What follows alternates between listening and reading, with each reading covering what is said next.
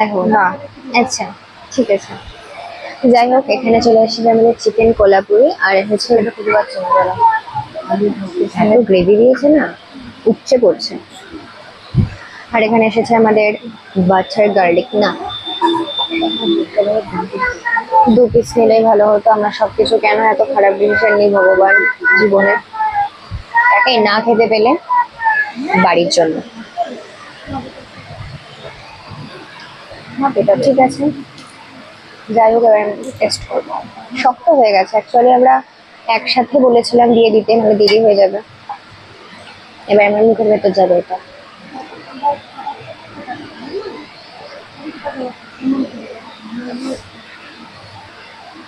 হুম।